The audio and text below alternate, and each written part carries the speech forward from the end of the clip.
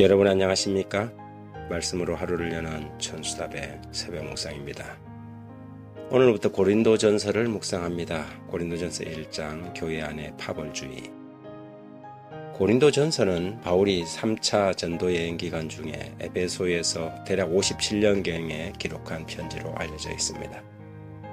헬라 본토와 펠로폰네소스를 연결하는 중요한 교통과 상업의 요충지에 위치하면서 아시아와 유럽의 상품들이 거래되는 거대한 시장이었죠.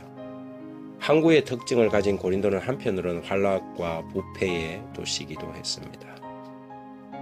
여기 재림교회 성경주석 고린도전서 서론에는 중요한 상업도시요 해상의 길목에 위치한 고린도에는 방탕함이 극심했던 나머지 그 도성의 이름은 음란의 대명사가 되기까지 했다. 고린도화하다라는 표현은 호사스럽게 방탕하다는 뜻이었다. 교회가 방탕하고 타락해가는 여러가지 징후들 가운데 하나는 교회 안에 파벌주의가 생겨나는 것입니다. 고린도 교회가 그랬지요. 고린도전서 1장 10절부터 11절 12절에 이렇게 기록합니다. 형제들아, 내가 우리 주 예수 그리스도의 이름으로 너희를 권하노니 모두가 같은 말을 하고 너희 가운데 분쟁 없이 같은 마음과 같은 뜻으로 온전히 합하라. 내 형제들아, 글로에의 지편으로 너희에게 대한 말이 내게 들리니 곧 너희 가운데 분쟁이 있다 하는 것이라. 내가 이것을 말하거니와 너희가 각각 이르되 나는 바울에게, 나는 아볼로에게, 나는 게바에게, 나는 그리스도에게 속한 자라 한다는 것이니.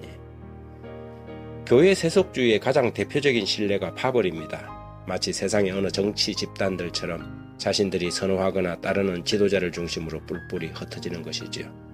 목사파가 있고 장로파가 있고 또 어떤 외부의 다른 인사에 의해서 교회가 사당화되어 가는 것이지요.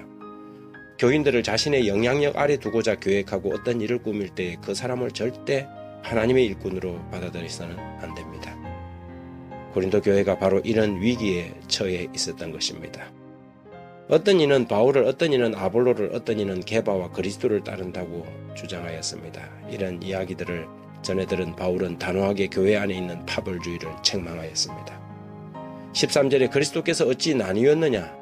바울이 너희를 위하여 십자가에 못 박혔으며 바울의 이름으로 너희가 침례를 받았느냐?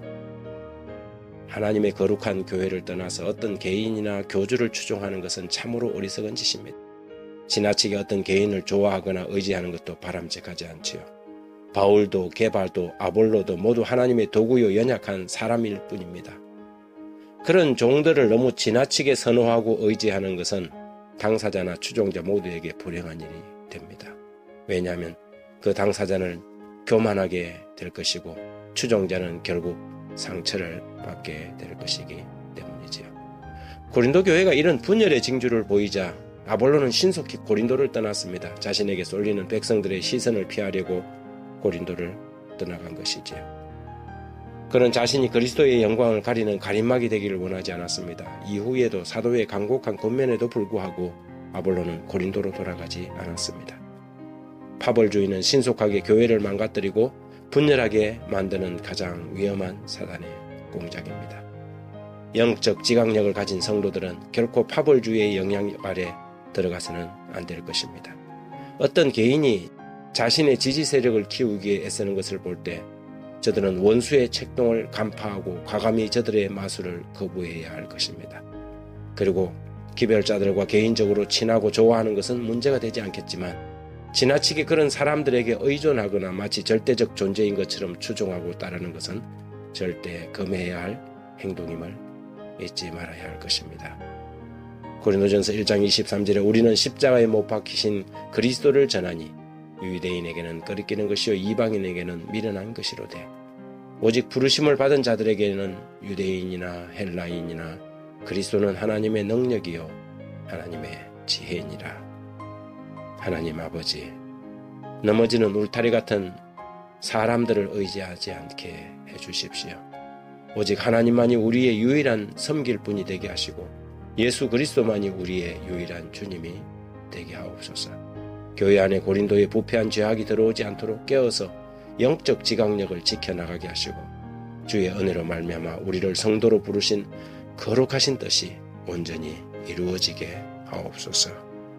예수님의 이름으로 기도합니다. 아멘.